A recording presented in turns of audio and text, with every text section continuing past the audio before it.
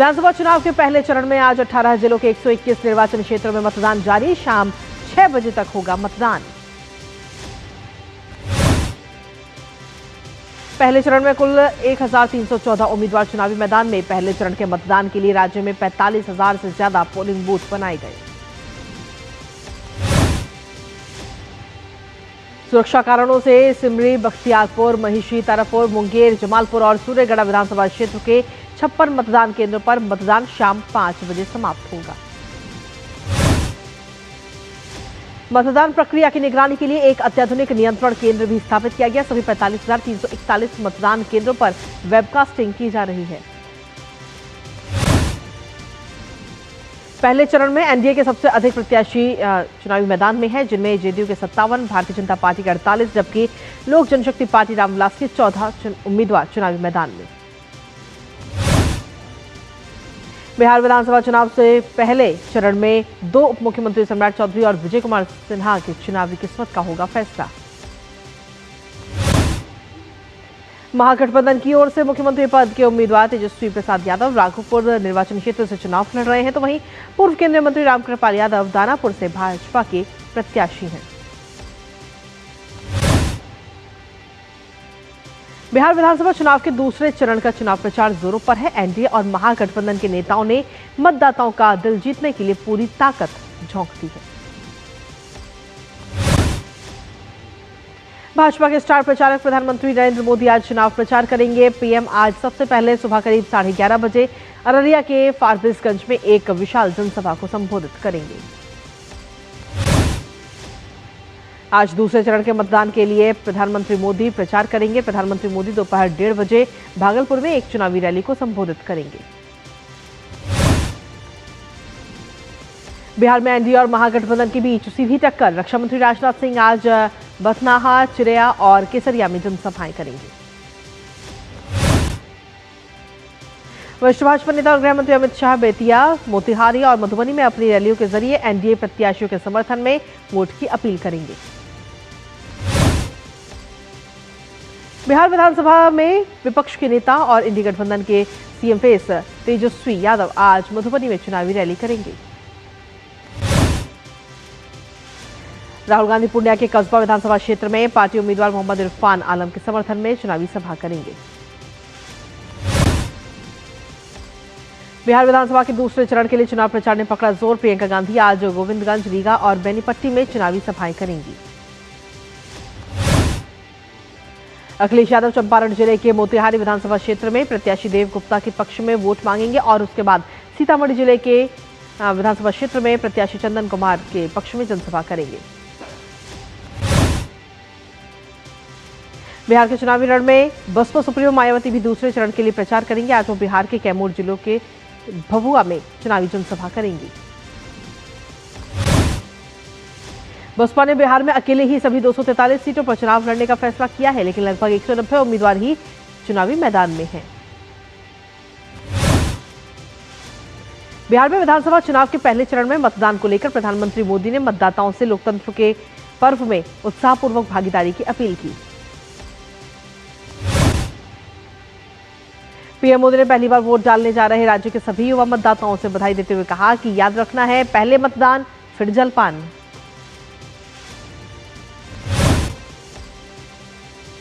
उत्तर प्रदेश के मुख्यमंत्री योगी आदित्यनाथ ने वाराणसी में काल भैरव मंदिर में दर्शन और पूजा की। भाजपा अध्यक्ष जेपी नड्डा ने राहुल गांधी पर सीधा निशाना साधा। कहा, बिहार चुनाव से पहले हार मान चुके हैं और दिल्ली में फर्जी प्रेस कॉन्फ्रेंस कर रहे हैं। केंद्रीय मंत्री और एलजेपी रामविलास के राष्ट्रीय अध्यक्ष चिराग पासवान ने बिहार विधानसभा चुनाव 2025 के पहले चरण के मतदान पर सभी मतदाताओं से मतदान करने की अपील की। इटावा में भाजपा नेता पन्ना विष्णु यादव ने कहा कि सूरज उगेगा, अंधेरा छटेगा और कमल खिलेगा। प्रधानमंत्री सूरज की तरह चमकेंगे और एनडीए जीतेगा। हरियाणा भाजपा अध्यक्ष मोहन लाल बड़ौली ने कहा कि राहुल गांधी ने चुनाव आयोग पर झूठे आरोप लगाए हैं। बिहार की जनता एनडीए सरकार बनाकर इसका जवाब देगी। महाराष्ट्र के उप मुख्यमंत्री एकनाथ शिंदे ने कहा कि बिहार में विकास के मुद्दे पर चुनाव हो रहा है। जनता एनडीए का साथ देकर नीतीश कुमार को फिर मौका देगी। छत्तीसगढ़ के मंत्री गजेंद्र यादव ने कहा कि लोग भाजपा पर विश्वास कर रहे हैं, आने वाले चुनाव में एनडीए भारी बहुमत से जीत दर्ज करेगा। बिहार विधानसभा चुनाव के पहले चरण के लिए आज वोटिंग है। केंद्रीय मंत्री राजीव रंजन सिंह वोट डालने के लिए मतदान केंद्र पहुंचे। बिहार के उप मुख्यमंत्री और लखीसराय विधानसभा सीट से भाजपा उम्मीदवार विजय कुमार सिन्हा ने वोट डाला। लोकतंत्र के महापर्व में शामिल होने की भी आम लोगों से अपील की। छपरा विधानसभा सीट से अभिनेता और राजद उम्मीदवार खेसारी लाल यादव ने मतदान किया। जनता ने भारी संख्या में मतदान में भाग लेने की भी अपील की। राघोपुर विधानसभा सीट से राजद उम्मीदवार तेजस्वी यादव ने वोट डाला। इसके अलावा राबड़ी देवी, लालू यादव और बीता यादव ने भी वोट डालने पहुंचे।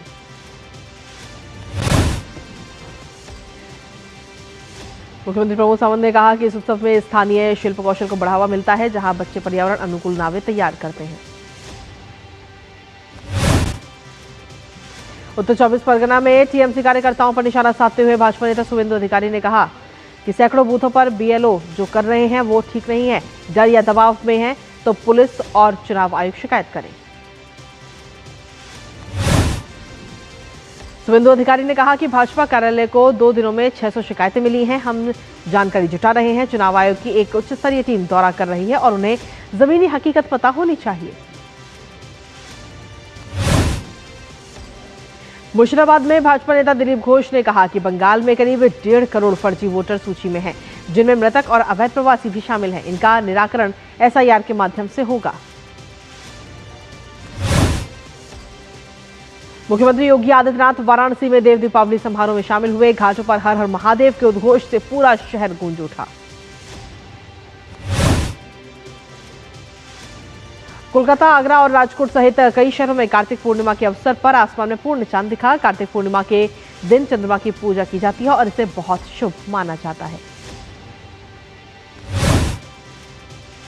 कॉमर्स मिनिस्टर पीयूष गोयल ने एयर न्यूजीलैंड के सीईओ निखिल रविशंकर से मुलाकात की। इस दौरान न्यूजीलैंड में क्षेत्रीय संपर्क में एयरलाइन की प्रभावशाली भूमिका के साथ ही भारत के बढ़ते विमानन क्षेत्र और इसके नए अवसरों पर चर्चा हुई। अगरतला में मुख्यमंत्री डॉक्टर माणिक साहा ने सिपाहीजाला जिले में जनजातीय महिला बुनकर विकास कार्यक्रम के तहत मुफ्त धागा वितरण कार्यक्रम में हिस्सा लिया।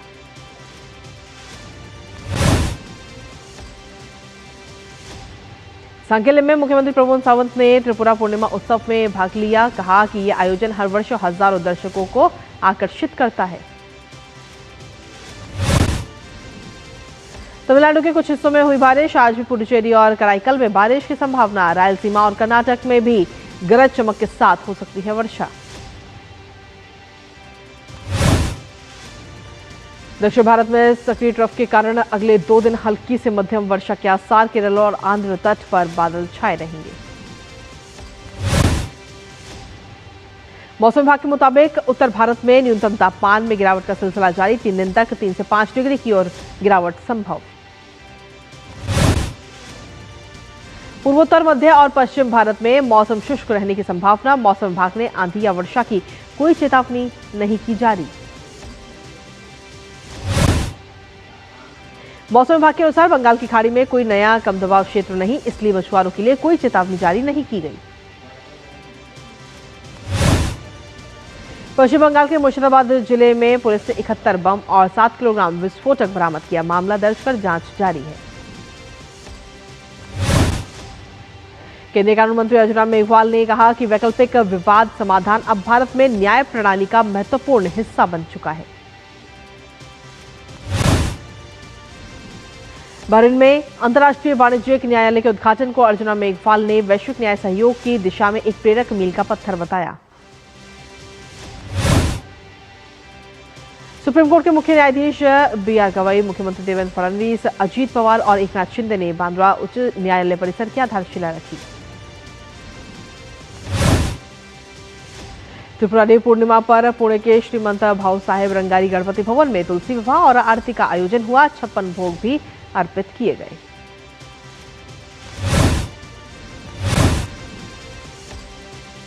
दूरदर्शन समाचार के वरिष्ठ संवाददाता डॉक्टर सोमेश कुमार पटेल को मिला छत्तीसगढ़ राज्य अलंकरण चंदूलाल चंद्राकर सम्मान।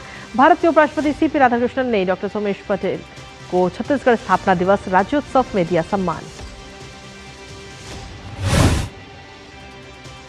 वित्त मंत्री निर्मला सीतारमण आज मुंबई में एसबीआई बैंकिंग और इकोनॉमिक्स कॉन्क्लेव में शामिल होंगी। ये कॉन्क्लेव का 12वां संस्करण है। भारत के विदेश मंत्री एस जयशंकर 8वें भारत जापान हिंद प्रशांत फोरम में कहा कि भारत और जापान के बीच के संबंध और भी गहरे हुए हैं। अगले 10 वर्षों में 10 ट्रिलियन येन का निवेश लक्ष्य है। केंद्रीय वाणिज्य एवं उद्योग राज्य मंत्री जितेंद्र प्रसाद ने ब्रासोव में आयोजित भारत रोमानिया बिजनेस फोरम में भारतीय व्यापार प्रतिनिधिमंडल का नेतृत्व किया। भारत रोमानिया बिजनेस फोरम में जितेंद्र प्रसाद ने देश की तेजी से बढ़ती प्रमुख अर्थव्यवस्थाओं में से एक के रूप में स्थिति पर प्रकाश डाला और रोमानियाई उद्यमों को मेक इन इंडिया और उत्पादन से जुड़ा प्रोत्साहन योजनाओं के तहत आमंत्रित किया। वाणिज्य एवं उद्योग मंत्रालय के अंतर्गत कृषि और प्रसंस्कृत खाद्य उत्पाद निर्यात विकास प्राधिकरण ने छत्तीसगढ़ से पापुआ न्यू गिनी को 20 मीट्रिक टन फोर्टिफाइड चावल के निर्यात की सुविधा दी। दूरसंचार विभाग ने नई दिल्ली में आयोजित ESTIC 2025 में भारत के दूरसंचार नवाचार और 6G विजन को प्रदर्शित करते हुए डिजिटल संचार पर विषयगत सत्र की अध्यक्षता की। दूरसंचार सचिव नीरज मित्तल ने ESTIC 2025 में कहा कि अगली पीढ़ी के संचार के प्रति सरकार का दृष्टिकोण बहुआयामी है, जो अनुसंधान एवं विकास को बढ़ावा देता है, घरेलू विनिर्माण को प्रोत्साहित करता है और शिक्षा जगत, उद्योग एवं सरकार के बीच सामंजस्य स्थापित करता है। समुद्री सुरक्षा संगोष्ठी में नौसेना उप प्रमुख वाइस एडमिरल तरुण सोबती ने हिंद महासागर क्षेत्र में उभरती समुद्री चुनौतियों से निपटने के लिए सहयोग, अंतर संचालन और विश्वास आधारित साझेदारी के महत्व पर जोर दिया। डॉक्टर मनसुख मांडविया ने दोहा में सामाजिक विकास के लिए दूसरे विश्व शिखर सम्मेलन में प्रधानमंत्री नरेंद्र मोदी के नेतृत्व में गरीबी उन्मूलन और सामाजिक सुरक्षा में भारत की परिवर्तनकारी प्रगति पर प्रकाश डाला। केंद्रीय मंत्री डॉक्टर जितेंद्र सिंह ने औपचारिक रूप से राष्ट्रव्यापी डिजिटल जीवन प्रमाण पत्र अभियान 4.0 का शुभारंभ किया। 1 से 30 नवंबर तक चलने वाले DLC अभियान 4.0 के तहत पहले 4 दिनों में ही 55 लाख से अधिक डिजिटल जीवन प्रमाण पत्र जारी किए जा चुके हैं, जबकि महीने भर का लक्ष्य 2 करोड़ प्रमाण पत्र का है। विज्ञान एवं प्रौद्योगिकी विभाग के राष्ट्रीय क्वांटम मिशन के अंतर्गत समर्थित 8 स्टार्टअप्स में से एक ने 500 किलोमीटर से अधिक क्षेत्र में फैले भारत के पहले व्यापक क्वांटम कुंजी वितरण नेटवर्क का सफलतापूर्वक प्रदर्शन किया। मॉल ने अक्टूबर 2025 में 1.60 लाख टन मैग्नीज अयस्क का उत्पादन दर्ज किया। ये इसकी स्थापना के बाद से अब तक का सर्वश्रेष्ठ अक्टूबर माह उत्पादन है। एनसीडीसी ने वित्तीय वर्ष 2025-26 में अक्टूबर 2025 तक करीब 50,000 करोड़ रुपए का वितरण किया, जो उल्लेखनीय वृद्धि प्रदर्शित करता है। महाराष्ट्र सरकार ने Starlink satellite communications private limited के साथ एक LOI पर हस्ताक्षर किए, जिसके बाद महाराष्ट्र स्टारलिंक के साथ साझेदारी करने वाला भारत का पहला राज्य बन गया। भारत नेपाल के बीच ऊर्जा समझौते पर बनी बात, दक्षिण एशिया में क्षेत्रीय ऊर्जा एकीकरण को देंगे बढ़ावा। भारत को 6G टेक्नोलॉजी में लीडरशिप के लिए तैयार करने के उद्देश्य से देश में 100 5G लैब बनाए गए। केंद्रीय वाणिज्य और उद्योग मंत्री पीयूष गोयल ने न्यूजीलैंड के PM क्रिस्टोफर लक्सन से अपनी मुलाकात को बेहतरीन बताते हुए कहा कि न्यूजीलैंड के साथ अपनी बढ़ती पार्टनरशिप को भारत बहुत अधिक महत्व देता है। अमेरिकी टेक कंपनी माइक्रोसॉफ्ट ने घोषणा की कि कंपनी दुनिया भर के 15 देशों में कस्टमर्स के माइक्रोसॉफ्ट 365 कोपायलट इंटरेक्शन के लिए इन कंट्री डेटा प्रोसेसिंग उपलब्ध करवा रही है। गूगल ने गूगल फॉर स्टार्टअप्स इंडिया के तहत स्किलिंग प्रोग्राम लाने की घोषणा की। ग्रोइंग जनरेटिव AI लैंडस्केप में भारतीय स्टार्टअप्स को सशक्त बनाने के उद्देश्य से शुरुआती दौर में फाउंडर्स और नए एंटरप्रेन्योर्स के लिए होगा प्रोग्राम। भारत के लीडिंग टेक्सटाइल मैन्युफैक्चरिंग में से एक RSWM कंपनी ने 60 मेगावाट रिन्यूएबल एनर्जी की सप्लाई के लिए अदानी एनर्जी सॉल्यूशन लिमिटेड के साथ साझेदारी की। पेटीएम ने 30 सितंबर को खत्म हुई तिमाही के वित्तीय परिणामों की घोषणा की, जिसके अनुसार कंपनी का नेट प्रॉफिट बढ़कर 211 करोड़ रुपए और रेवेन्यू में 24% की वृद्धि हुई। भारत की सबसे बड़ी वाहन निर्माता कंपनी मारुति सुजुकी इंडिया ने घरेलू बाजार में कुल 3 करोड़ कार बिक्री का आंकड़ा पार कर लिया। पहले 1 करोड़ कार बिक्री के आंकड़े तक पहुंचने के लिए मारुति सुजुकी को 28 वर्ष 2 महीने का समय लगा, जबकि अगले 1 करोड़ कार मात्र 7 वर्ष और 5 महीने में ही बेची गई। माइटी ने सभी क्षेत्रों में आर्टिफिशियल इंटेलिजेंस के सुरक्षित, समावेशी और जिम्मेदारी के साथ अपनाने को सुनिश्चित करने के लिए इंडिया एआई मिशन के तहत भारत में एआई गवर्नेंस के दिशा निर्देश जारी किए। अमेरिका के राष्ट्रपति डोनाल्ड ट्रंप ने न्यूयॉर्क के नवनिर्वाचित मेयर जोहरान ममदानी को कम्युनिस्ट बताया। अमेरिकी राष्ट्रपति ने बिजनेस फोरम में अपने संबोधन के दौरान जोहरान ममदानी पर यह टिप्पणी की। अमेरिकी राष्ट्रपति डोनाल्ड ट्रंप ने कहा कि चुनाव परिणामों में शटडाउन एक बड़ा कारक था। डोनाल्ड ट्रंप के राष्ट्रपति पद पर पुनः आसीन होने के बाद ये पहला चुनाव था जहां डेमोक्रेट्स ने 3 चुनावों में जीत हासिल की। अमेरिका में न्यूयॉर्क के नवनिर्वाचित मेयर जोहरान ममदानी के चुनाव जीतने के बाद न्यूयॉर्क शहर के लिए नए युग का संकल्प लिया गया। उन्होंने अपने वादों को दोहराया, जिसमें न्यूयॉर्क में बढ़ती महंगाई से निपटना और जनता का विश्वास पुनः स्थापित करना है।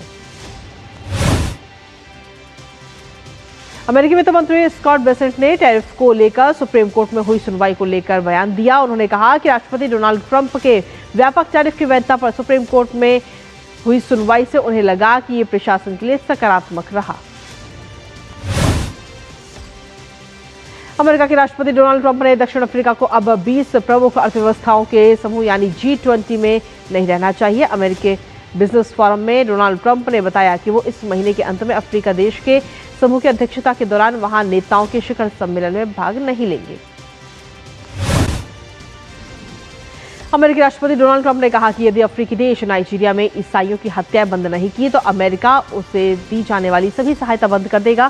साथ ही उन्होंने कहा कि नाइजीरिया पर अमेरिका सैन्य कार्रवाई भी कर सकता है। नाइजीरिया सरकार ने कथित धार्मिक स्वतंत्रता उल्लंघनों के लिए अमेरिका के कदमों को खारिज किया। सरकार ने अमेरिका द्वारा नाइजीरिया को विशेष चिंता वाला देश घोषित किए जाने को खारिज कर दिया और कहा कि यह फैसला गलत सूचना और दोषपूर्ण आंकड़ों पर आधारित है। सर्बिया के संसद भवन के बाहर हजारों सरकार के समर्थकों और सरकार के विरोधी प्रदर्शनकारी इकट्ठा हुए। सर्बिया में नोवी साद रेलवे स्टेशन पर हुए हादसे को लेकर यह प्रदर्शन जारी है। अमेरिकी विदेश मंत्री मार्को रूबियो ने कहा कि उन्होंने 5 मध्य एशियाई देश कजाकिस्तान, किर्गिस्तान, तजाकिस्तान, तुर्कमेनिस्तान और उज्बेकिस्तान के विदेश मंत्रियों से मुलाकात की। उन्होंने कहा कि वो भविष्य में इन 5 देशों का दौरा भी कर सकते हैं। राष्ट्रपति डोनाल्ड ट्रंप के खिलाफ वाशिंगटन डीसी में विरोध प्रदर्शनकारियों ने डोनाल्ड ट्रंप के पुनः निर्वाचित होने के 1 वर्ष पूरे होने पर ट्रंप को अब जाना चाहिए के स्लोगन दिखाए। गाजा में एक मृत बंधक का शव इजराइल लाया गया और पहचान के लिए नेशनल फोरेंसिक इंस्टीट्यूट पहुंचाया गया। संस्था ने बताया कि शव की पहचान की पुष्टि की जाएगी। अगर ये शव किसी बंधक का है तो गाजा में अब 6 मृत बंधक बचे होंगे। अमेरिकी राष्ट्रपति डोनाल्ड ट्रंप ने कहा कि वो चीन और रूस के साथ परमाणु निरस्त्रीकरण की योजना पर काम कर रहा है। डोनाल्ड ट्रंप ने कहा कि तीनों देश शायद परमाणु निरस्त्रीकरण की योजना पर काम कर रहे हैं और देखना होगा कि ये कारगर होती है या नहीं। रियो डी जेनेरियो के साउथ जोन में प्रदर्शनकारियों ने पेन्हा और अलेमाओ झुग्गी बस्तियों में हुई एक घातक पुलिस कार्रवाई के खिलाफ विरोध प्रदर्शन किया, जिसमें कम से कम 121 लोगों की मौत हो गई। ये प्रदर्शन सामाजिक संगठनों, यूनियनों और नेताओं के नेतृत्व में आयोजित किया गया। नाटो के महासचिव मार्क रूटे ने रोमानिया को आश्वासन दिया कि यदि हमला हुआ तो गठबंधन अपनी पूरी सैन्य क्षमता के साथ उसकी रक्षा करेगा। नाटो महासचिव को यह बयान हाल ही में यूरोप के पूर्वी हिस्से में अमेरिकी सैनिकों की संख्या में कटौती के बीच आया। महिला वर्ल्ड चैंपियंस आज राजधानी दिल्ली में राष्ट्रपति द्रौपदी मुर्मू से मुलाकात करेंगी। भारतीय महिला टीम के खिलाड़ी आज सुबह राष्ट्रपति भवन के लिए रवाना होंगी, जहां दोपहर 12 बजे राष्ट्रपति द्रौपदी मुर्मू से उनकी मुलाकात होगी। राष्ट्रपति भवन में वनडे विश्व कप विजेता महिला खिलाड़ियों को राष्ट्रपति द्रौपदी मुर्मू के द्वारा सम्मानित भी किया जाएगा। विश्व कप विजेता भारतीय महिला क्रिकेट टीम ने बुधवार को प्रधानमंत्री नरेंद्र मोदी से मुलाकात की। पीएम मोदी ने शानदार जीत पर पूरी टीम को बधाई दी। कप्तान हरमनप्रीत कौर ने पीएम से 2017 में हुई उस मुलाकात को याद किया जब टीम बिना ट्रॉफी के उनसे मिली थी। कप्तान ने विश्वास जताया कि टीम आगे भी जीत की ट्रॉफियों के साथ पीएम से मिलती रहेगी। भारत और ऑस्ट्रेलिया के बीच T20 सीरीज का चौथा मैच आज गोल्ड कोस्ट के करारा ओवल स्टेडियम में खेला जाएगा। यह मुकाबला दोपहर 1:45 पर शुरू होगा। मैच टॉस दोपहर 1:15 पर होगा। भारत ऑस्ट्रेलिया के बीच आज खेले जाने वाले चौथे T20 मुकाबले में ऑस्ट्रेलिया टीम में ऑलराउंडर ग्लेन मैक्सवेल इंजरी से उभरने के बाद आज मैदान पर वापसी कर सकते हैं, तो वहीं मैथ्यू शॉट को हेड की जगह ओपनिंग का मौका मिलने की भी संभावना है। भारत ऑस्ट्रेलिया के बीच जारी 5 T20 की सीरीज 1-1 से बराबर है। सीरीज का पहला मुकाबला बारिश के चलते रद्द हुआ था। दूसरे मैच में मेजबान टीम ने जीत दर्ज की थी। तीसरा मुकाबला भारतीय टीम ने अपने नाम किया। दक्षिण अफ्रीका के खिलाफ 2 मैच की टेस्ट सीरीज के लिए भारतीय क्रिकेट टीम का ऐलान हो गया है। शुभमन गिल बतौर कप्तान टीम की बागडोर संभालते हुए एक बार फिर से नजर आएंगे। ऋषभ पंत की भी वापसी हुई है। भारत और दक्षिण अफ्रीका के बीच पहला टेस्ट 14 नवंबर से कोलकाता में और दूसरा टेस्ट 22 नवंबर से गुवाहाटी में खेला जाएगा। टेस्ट के बाद दक्षिण अफ्रीका की टीम वनडे और T20 सीरीज भी खेलेगी। ऑस्ट्रेलिया ने एशेज सीरीज के पहले टेस्ट के लिए टीम का ऐलान कर दिया है। कप्तान पैट कमिंस पहले टेस्ट के लिए उपलब्ध नहीं है और उनकी जगह पर पहले टेस्ट में स्टीव स्मिथ कप्तानी करते नजर आएंगे। ऑस्ट्रेलिया इंग्लैंड के बीच पहला टेस्ट पर्थ में 21 नवंबर से खेला जाएगा। इसके बाद ब्रिस्बेन, एडिलेड, मेलबर्न और सिडनी में भी मैच खेले जाएंगे। टीम में मानस लाबुशेन की वापसी हुई। ओपनर जैक बेथवाल्ट को टीम में शामिल किया गया। और जापान के टोक्यो शहर में 2 से 5 नवंबर तक आयोजित एशियाई चैंपियनशिप में मध्य प्रदेश की अनुज्ञा शर्मा ने देश को कांस्य दिलाया।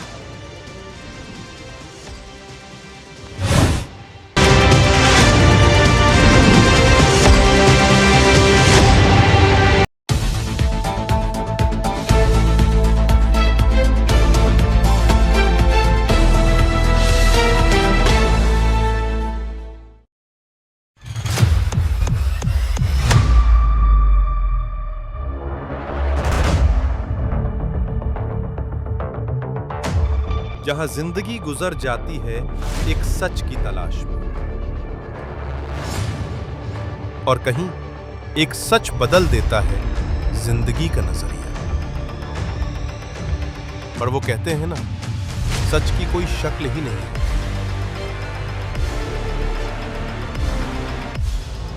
मगर जब जानना हो सच, तब शुरू होती है एक जद्दोजहद